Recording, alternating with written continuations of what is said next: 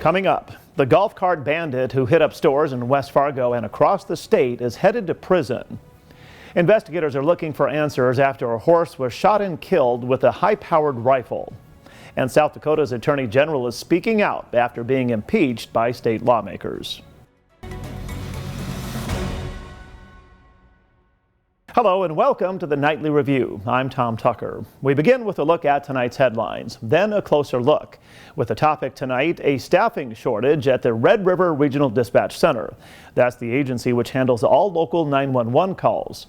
Then in the one-on-one conversation, my guest is a spokesperson for PETA, who is calling for an investigation into the alleged mistreatment of injured turkeys at a Thief River Falls poultry plant. But first tonight, two crime suspects are in custody after they were arrested during a raid this morning. They were captured by the Red River Valley SWAT team along with help from Fargo police officers. It happened during a high-risk knock and announce search warrant in the 900 block of 26th Street North. We're told at least one of the suspects barricaded himself for some time. Police have not provided the names of the suspects and no word yet on the charges they're facing. A man who went on a 4-day robbery spree in Fargo last summer has been sentenced to 3 years in prison. Hunter Havisto was convicted on 3 counts related to a string of robberies. The crimes happened June 6th when Havisto robbed Tropical Smoothie, then went on to rob a Walmart employee, a Casey's gas station, an M&H gas station, and Mr. Money. He pleaded guilty in December. A golf cart bandit was sentenced in Fargo to 2 years in federal prison. Nathan Nelson stole golf carts and took them across state lines to sell them. Nelson admitted stealing or trying to steal 84 golf carts in several states across the Midwest between 2017 and 2019, including Minnesota and the Dakotas. He also stole from All Season Motorsports in West Fargo. Authorities in Clay and Wilkin counties are investigating a horse shooting death. The Clay County Sheriff's Department says on Sunday someone shot and killed a horse using a high-powered rifle. It happened just south of Barnesville near the Clay-Wilkin County line. Anyone with information in the case is asked to contact the Wilkin County Sheriff's Department. The majority of North Dakota is covered in snow after a massive blizzard hit the state Tuesday. Snow and wind will continue to hammer the state through Thursday. Northerly winds are gusting as high as 50 miles an hour. Accumulations of between 1 and 2 feet of snow are expected in much of the state.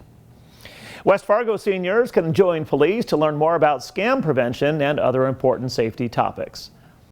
So it's a free 4-week program specifically designed to give residents that are 65 and older the opportunity to learn about police department. We're going to bring in some other businesses throughout the community that help out seniors like AAA, AARP. West Fargo Police Chief Dennis Otterness says 5 people are signed up for the program now, but hopes up to 15 will join them for the training session. Questions are being answered about a proposed soybean processing plant in Castleton. A representative from North Dakota soybean processors met with Castleton leaders and citizens Tuesday to share information about what the plant would bring to the area and to address concerns. Some citizens brought up concerns about traffic impacts, noise from the plant, and potential problems with odors. South Dakota Attorney General Jason Ravnsborg says the Senate will vindicate him in an upcoming impeachment trial and says he's not resigning. The state House narrowly voted to impeach Ravnsborg Tuesday for his actions surrounding the September 2020 crash where he struck and killed a pedestrian. Republican Governor Kristi Noem applauded the House's impeachment vote in a tweet. The Minnesota Sheriff's Association and several other sheriff's offices across the state are donating protective equipment to the people of Ukraine. They're providing 650 bulletproof vests, 55 helmets, and 4 shields. An official from the Sheriff's Association says the vests, helmets, and shields will be used to protect Ukrainian citizens. Meanwhile, Senator Amy Klobuchar is crediting her team and U.S. diplomats for the safe return of a Minnesota man detained by Russian troops in Ukraine. Klobuchar met with Tyler Jacobs Tuesday to talk about his experience trying to get out of the country in March. Jacobs says he was held by Russian soldiers for 10 days after trying to escape Ukraine to meet his evacuated wife and his child. Jacobs was in Ukraine teaching at a university. Time now for a closer look. The Red River Regional Dispatch Center is the hub for emergency communications for all residents in Cass and Clay counties. They receive and process all 911 calls, and they send out police and fire crews. But like many employers in the area, they're dealing with a staffing shortage.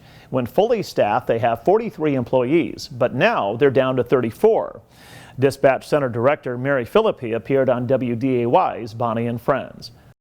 You know what makes a great dispatcher is somebody who cares, somebody who wants to serve their community, somebody who's great at multitasking, and we can teach everything else. We have a great training program. Now, the dispatchers currently handle about 10,000 calls a month. Philippi says the work can be stressful, but also extremely rewarding while helping people in need. The other challenge for the dispatch center is they've outgrown their current space and hope to build a new facility. We have outgrown our space right now, and we really need to have more dispatchers on to work with the police, fire, and EMS agencies. As they've grown and as we've taken more calls, we need more staff on and more consoles to work those calls. Philippi says discussions for a new or expanded dispatch center are still very much in the early stages. A budget has not yet been set, nor has a site been selected. In the meantime, anyone interested in working as a dispatcher for the Red River Regional Dispatch Center, you can learn more by checking out their website at rrrdc.com. Again, rrrdc.com. Meteorologist Justin Storm is talking about wind and snow in the forecast. He has the latest from the Skywatch Weather Center.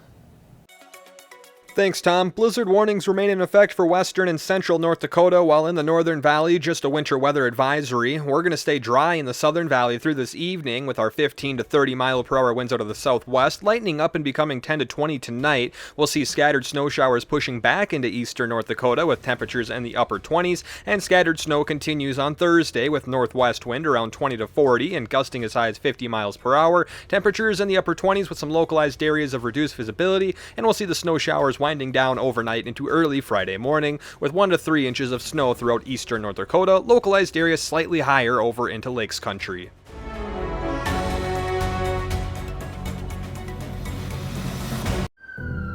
It could happen to you or someone you love. One moment, one diagnosis can change everything. Thankfully, there's a program that helps caring people uplift families through a crisis.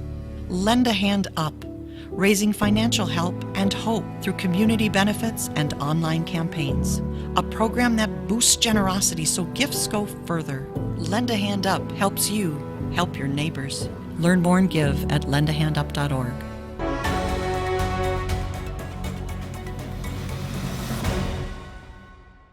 Welcome back to the Nightly Review. In tonight's one-on-one conversation, my guest is Daniel Paden.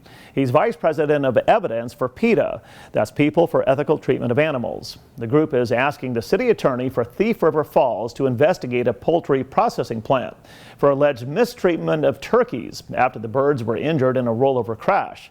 Paden first talked about how PETA learned about the incident involving Northern Pride Slaughterhouse.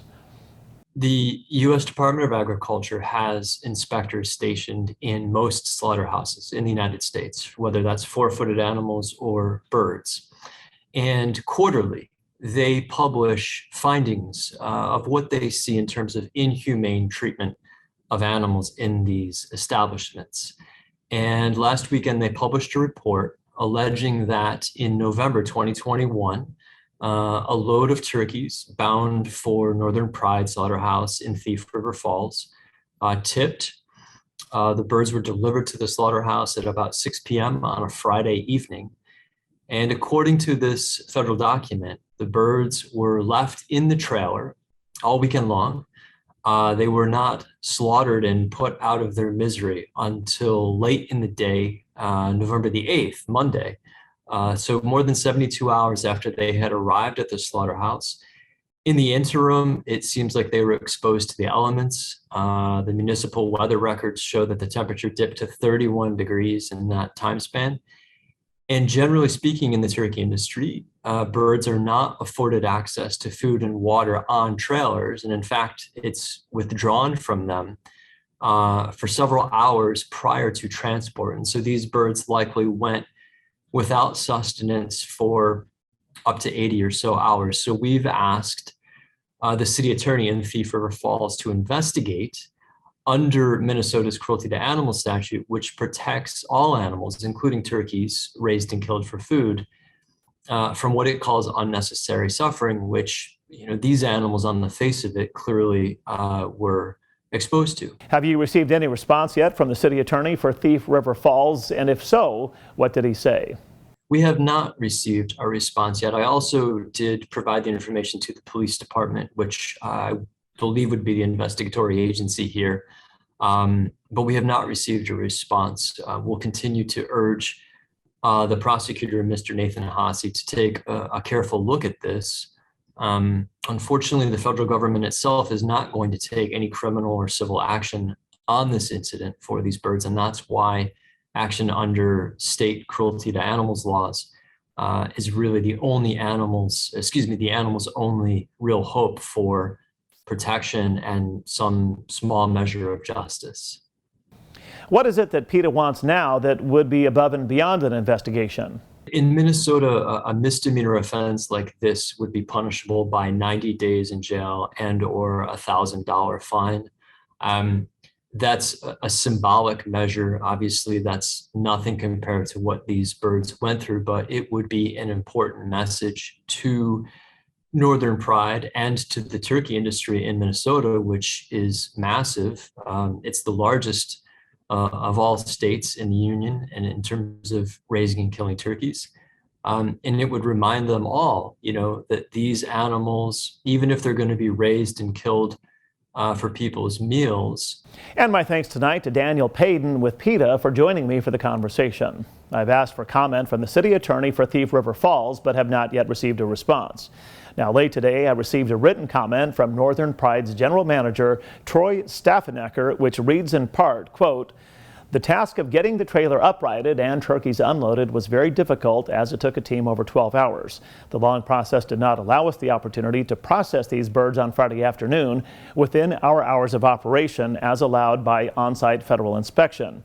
The turkeys were placed in an enclosed heating environment to maintain bird comfort until the next scheduled day of operation under federal inspection, at which time they were processed." And we'll be sure to keep you posted on any new developments in this story. Well, that will do it for this Wednesday night, April 13th, 2022. I'm Tom Tucker. Thanks for watching the Nightly Review.